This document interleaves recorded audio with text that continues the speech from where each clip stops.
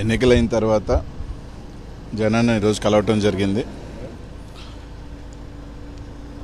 ఏదైతే ఈరోజు ప్రజలకు మ్యాండేట్ ఇచ్చారో అందరం కూడా దానికి ఎవరైనా కూడా ఎలక్షన్ ప్రక్రియలో ప్రజల మ్యాండేట్ని గౌరవిస్తాం. ఆ విధంగా మేము కూడా అందరం కూడా గౌరవిస్తాం. తప్పకుండా కూడా ఏదైతే నర్సరావుపేట పార్లమెంట్లో నాకు దాదాపు 6 లక్షల పైచీలుగా ఓట్లు ప్రజలు వేశారు. వాళ్ళందరికీ కూడా ధన్యవాదాలు. ఎన్నికలు అయిపోయిన తర్వాత వేరే వచ్చిన రీజన్స్ వల్ల 4-5 రోజులు లేను.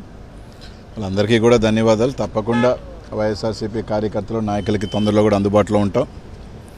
అదేవిధంగా పార్లమెంట్లో ఒక 40,000 ఓట్లు నేను ఆ ప్రాంతానికి కొత్త అయినా కూడా దాదాపు నాకు ఎక్కువ రావటం జరిగింది.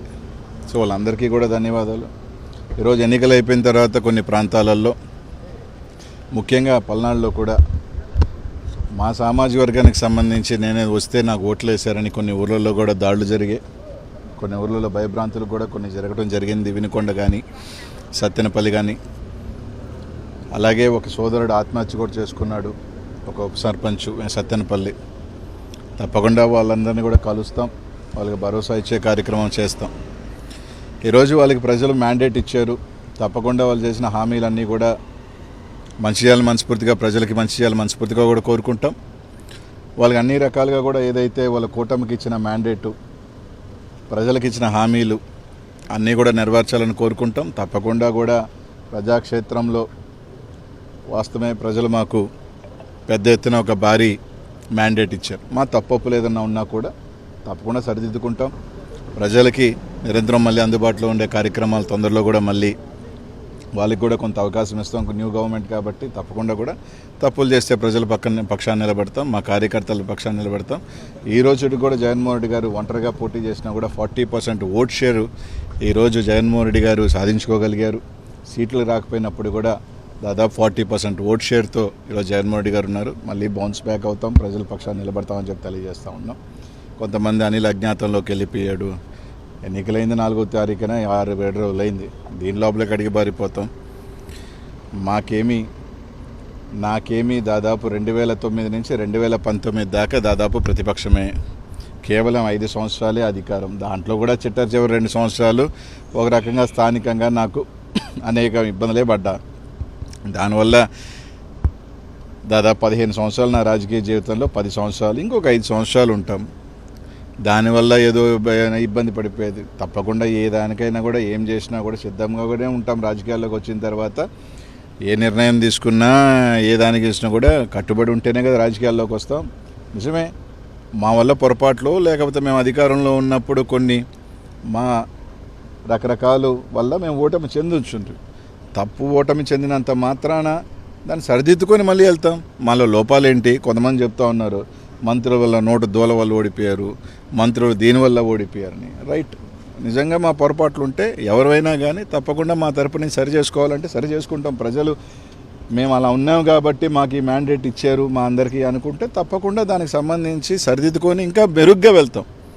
ఒక అపజయం కానీ వస్తే ఆ అపజయంలో నుంచి మనం సరిదిద్దుకొని దీంట్లో ఓహో ఇది పొరపాటు జరిగింది అని చెప్పుకొని గెలుపు దిశగా దాన్ని ముందు తీసుకువెళ్ళే ఆలోచనలో వెళ్తాం తప్ప ఓడిపోయాము కాబట్టి కృంగిపోయి మూల కూర్చునే పరిస్థితి అయితే ఉండదు. తప్పకుండా నా రాజకీయంలో నాకేం ఓటమేం కొత్త కాదు. 29 సంవత్సరాల్లోనే ఓటమిని చూసినా ఎదుర్కొన్నా.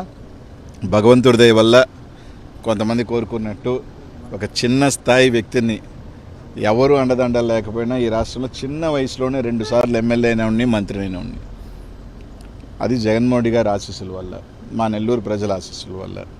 ఆయనతో వెంట ఉంటాం.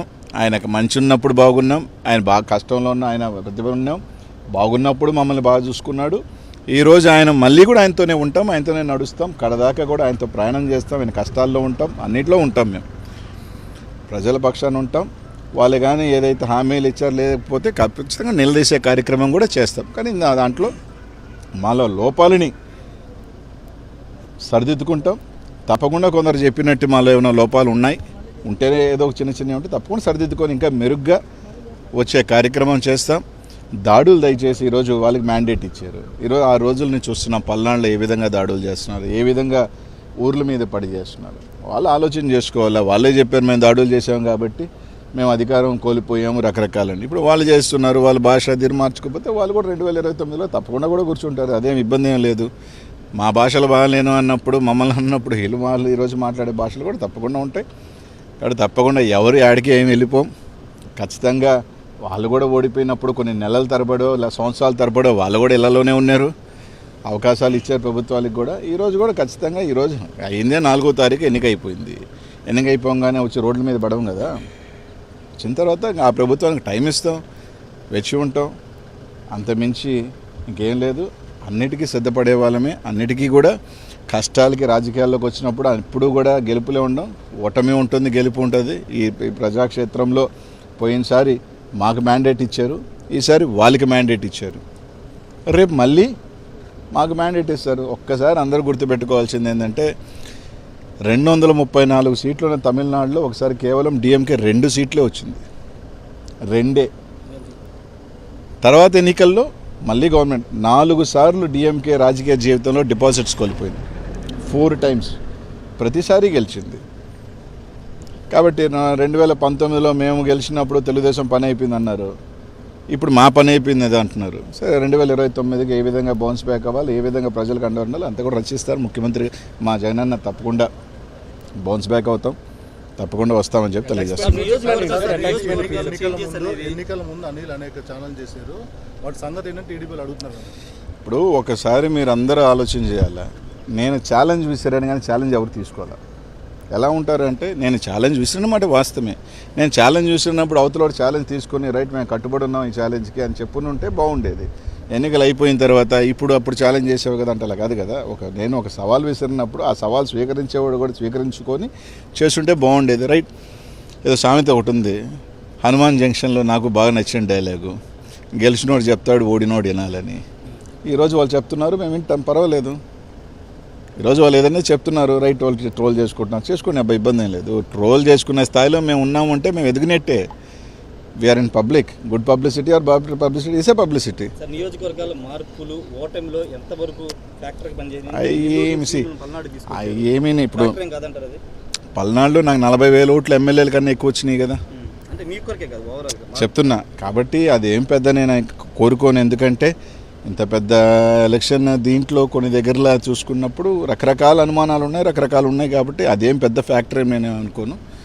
వేరియస్ రీజన్స్ అన్వేషిస్తూ ఉన్నారు, కొన్ని మాకు తెలుసుకోని కారణాలు, మా నాయకులు కూడా కారణాలు ఎందుకు పోయినాయి, రకరకాల కారణాలని వాళ్ళు అన్వేషిస్తున్నారు, మేము అన్వేషిస్తున్నాం. తప్పకుండా దాన్ని అంతా కూడా ఓవర్ హెడ్ చేసుకొని వాళ్ళు ఇచ్చిన హామీలు కానీ రకరకాలు కానీ ఖచ్చితంగా నిలబడి వాళ్ళు చెప్పిన హామీలు ఉన్నాయి కదా, అవి కూడా ప్రజలకు చేయాలా, చేయకపోతే తప్పకుండా ప్రజాపక్షాన్ని నిలబడతాం. తప్పకుండా ప్రతి ఒక్క కార్యకర్త కూడా జగన్మోహన్ రెడ్డి గారు అండగా ఉంటారు, మేము అందరం కూడా అండగా ఉంటాం. తొందరలోనే దానికి సంబంధించింది కూడా ఇది చేస్తాం. తప్పకుండానే అందరం కూడా ఎప్పుడు కూడా ఏ గవర్నమెంట్కైనా కూడా కొంత టైం అనేది ఇస్తారు, ఎవరైనా కూడా ఒక 6 months 1 year దేనికైనా కూడా స్టార్టింగ్ పీరియడ్ ఉంటుంది, వేచి ఉంటాం. తప్పకుండా వాచ్ చేస్తాం, చూస్తాం, మంచి చేస్తే తప్పకుండా మంచి చేయాలని కోరుకుంటాం. నేను అనలేదే, నేను అనలేదే, జనసేన కార్యకర్తలు పెద్ద ఎత్తున మీ మీద ట్రోల్ చేస్తున్నారు, నేను అనలేదే అన్నమాట. ప్రమాణ స్వీకారం చేసి తప్పకుండా నేను చెప్పేది ఏంటంటే పవన్ కళ్యాణ్ గేట్ దాటలేదు. ఫస్ట్ ఆఫ్ ఆల్ నేను అనలేదు, ఫస్ట్ ఆఫ్ ఆల్ అది నేను అనలేదు, పక్కన పెట్టుకోండి, రైట్. ఇదే పవన్ కళ్యాణ్ గారు గతంలో ఓడిపోయారు, ఇప్పుడు గెలిచారు, అంతే. దాంట్లో ఏముంది, రేపు అనేది మళ్ళీ ఉంటుంది కదా రాజకీయాల్లో it is a cycle. Congress party 10 years ఉండింది, 15 years లేదు. చంద్రబాబు నాయుడు గారు కూడా 4 సార్లు ఓడిపోయారు, మళ్ళీ వచ్చారు కదా.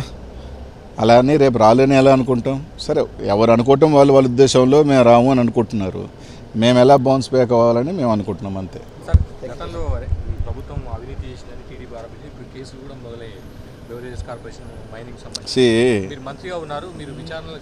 అన్నిటికీ ఆవిడ గుర్తుపెట్టుకోండి, అన్నిటికీ సిద్ధంగానే ఉంటాం. దేనికైనా వాళ్ళు చేసినప్పుడు తప్పకుండా.